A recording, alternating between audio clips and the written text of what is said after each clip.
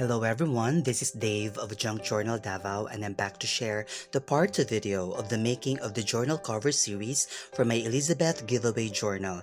In the last video, we made the base for the journal cover including the envelope cover flap, and today we are going to embellish our journal cover. So I'm grabbing again my Elizabeth Ephemera bundle kit to choose two images that we're going to use as we decorate the base cover as well as the cover flap. So how are you all guys? I hope you're all safe and doing well. My full-time work is actually a school principal in our family-run private school here in Davao City, Philippines, and the Department of Education finally is implementing the limited face-to-face classes. Though the class size is limited and the class hours are limited as well, but it's just so nice to see again the lovely faces of our dear learners after 2 years of doing online classes. So since I'm done choosing the image that we're going to use as we decorate the base cover, this time I am choosing the image that we're going to use as we decorate the cover flap. So I basically selected two different images, and this image is for the cover flap.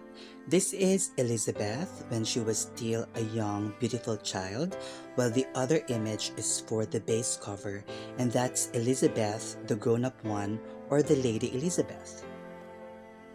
So the storyline is like from childhood to womanhood. So as you can see, Elizabeth already loves flowers and botanicals even when she was still young, and up until she became a lady or a woman, she still loves florals and botanicals so much. So since we're done cutting the two images, usually I'm grabbing book pages to be used as backing papers. So basically, I use these book pages as backing papers when I glue the whole image on the journal page, or when I use these images as pockets or tuck spots. And I also recycle old books and I use it as glue books like this one. And for the journaling cards, I use a different backing paper. Usually I use coffee dyed papers, be it a real one or a digital.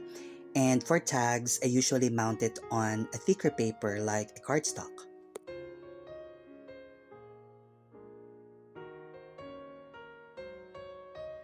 I actually understand that others are not that comfortable using glue sticks because for them, it is not that reliable, but as shared in the previous video, my technique is to really double coat, ensuring that all parts of the paper are covered well, and to be very mindful, especially on the edges.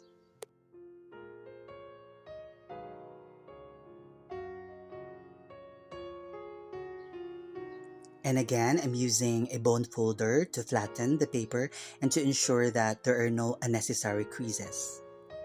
So this time, since we're done gluing the images on the backing papers, let us cut the edges using scissors. I love using these scissors that I have. It has a gold coated handle and I like it.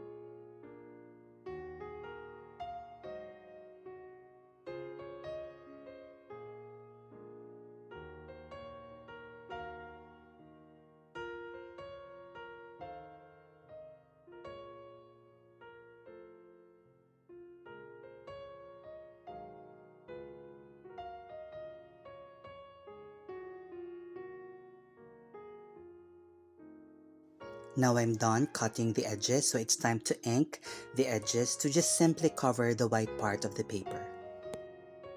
Usually I don't use ink anymore, specifically for shabby chic and pastel themes, but for grunge, for vintage, and even for shabby vintage, I still use ink to basically still achieve that desired look.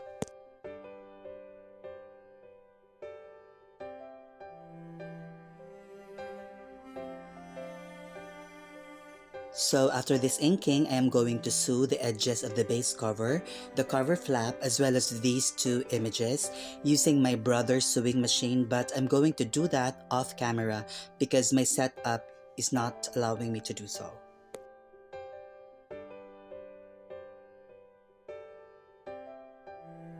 So here we go. As you can see, I am done sewing the edges and I'm using both the zigzag stitch and the back stitch for these pieces. Then after sewing, I reinforced the durability of the papers by coating a varnish, and I used a varnish spray.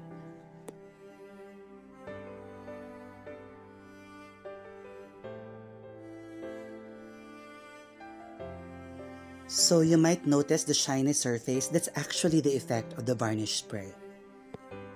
So next, I'm going to reinforce the durability of the journal cover corners by using these book corner protectors. So for this one, I am going to attach it also off camera because it will take some time for me. So as you can see, I'm already done attaching the book corner protectors. So moving on, it's time for us to reinforce the spine of our cover, and for this, I usually love using fabric, laces, and beautiful eyelets. So basically, this is the part where I am very keen in deliberating the color tones of the laces and eyelets and other fabrics that I use for this.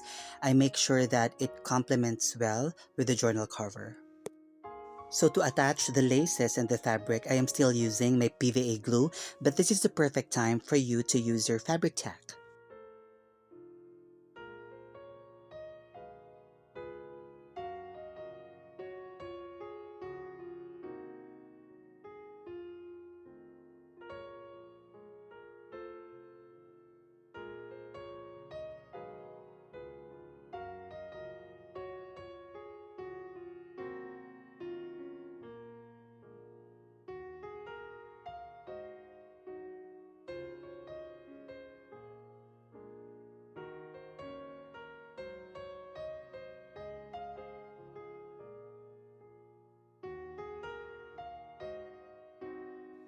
Of course, it is optional for you should you want to trim the excess of the fabric or lace, but it can also be part of the spine embellishment if you're not going to trim it.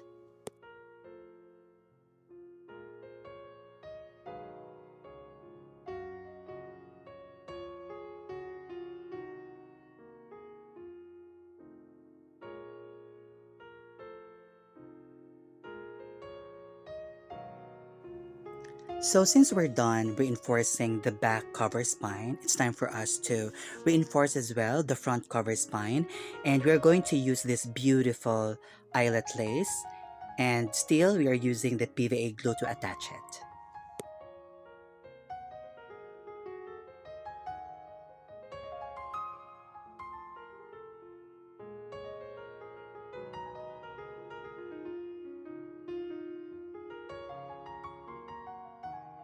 So here we go, the spine reinforcement is finished. Let's put that aside for now and let's grab back our envelope flap because we're going to reinforce the crease or the fold as well.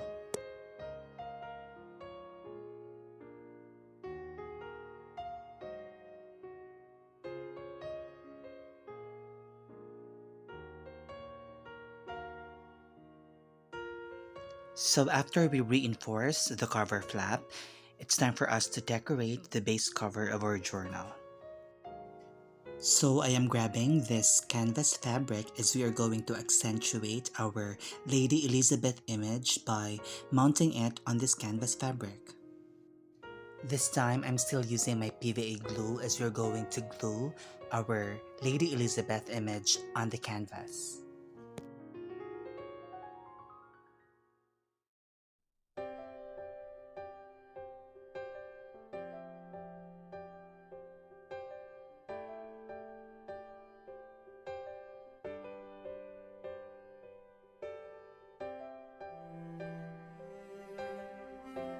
Since we are done gluing the image on the canvas, let us cut the fabric based on the desired length of the fray.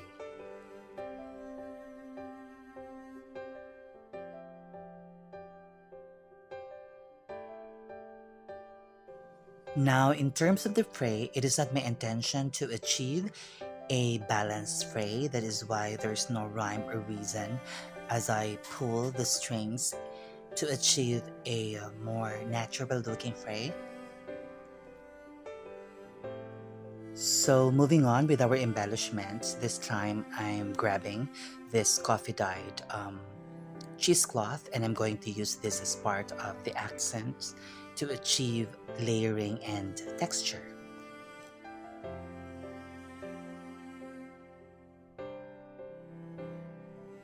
So usually I just cut a long strip, then I cut smaller pieces like asymmetrical to achieve a more natural looking layers and of course textures.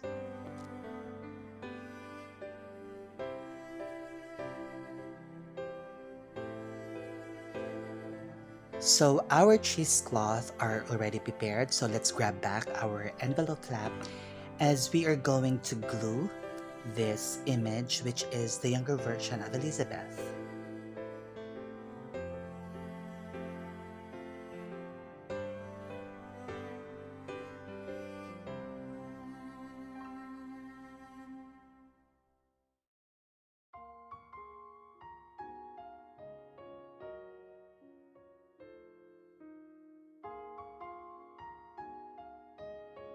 So to ensure that the image is glued very well, I usually use a towel as I press so that by pressing it, I can also remove the excess glue.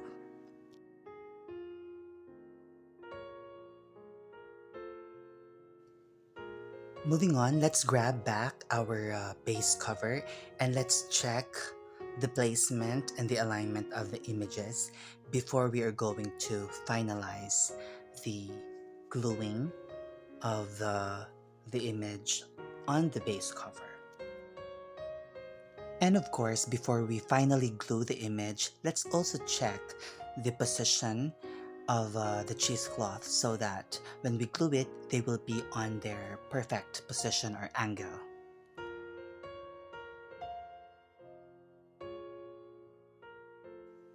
And for the cheesecloth, we can use the glue stick for this instead of the PVA glue.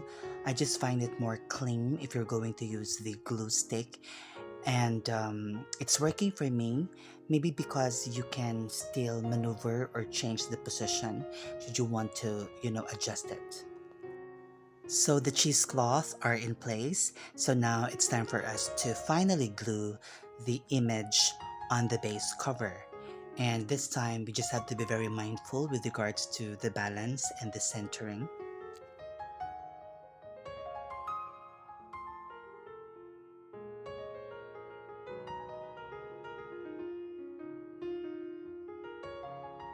And again, I'm using the towel to press and clean at the same time.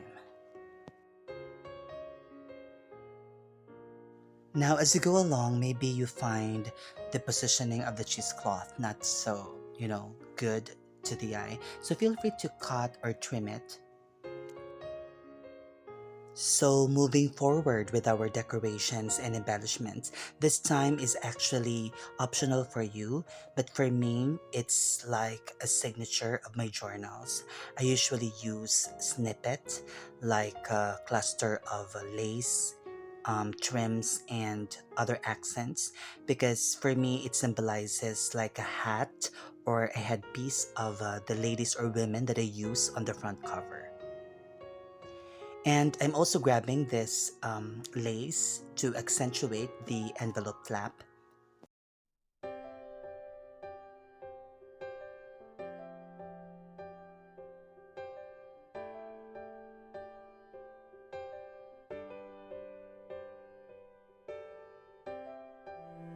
So after gluing it, let's check the alignment and centering of the lace.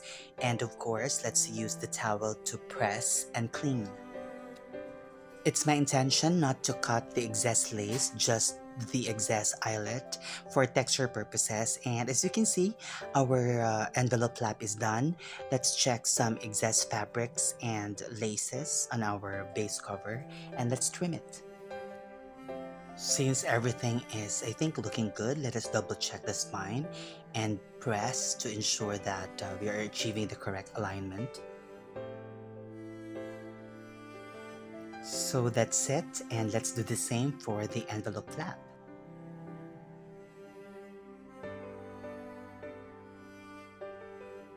So I can see that the glue is still a bit wet, so I'm going to allow this to dry on the side. Everything is completely dried, so I'm grabbing my box of thread stash and I'm choosing this pink thread together with some buttons, and we're going to use this as part of the accents on the journal cover to achieve more, layering and some textures. So basically, I am just going to insert the thread in the buttonholes and just simply tie a knot.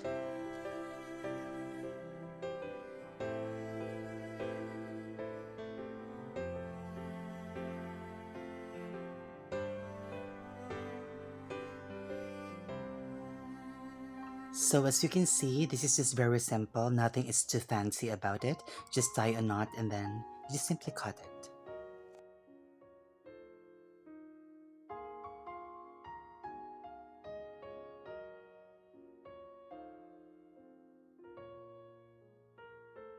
Now our buttons are ready, so let's use again some cheesecloth, and on top of that will be the buttons to achieve, more layers and different textures.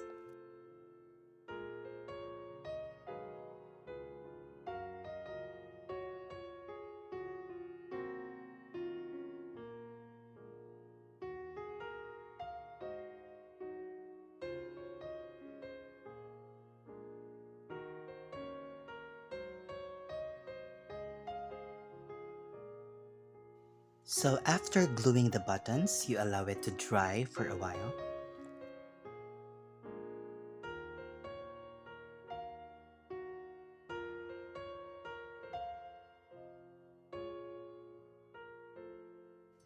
So that's it, we're almost done, and this time I'm grabbing some eyelet and my crocodile for the fabric enclosure.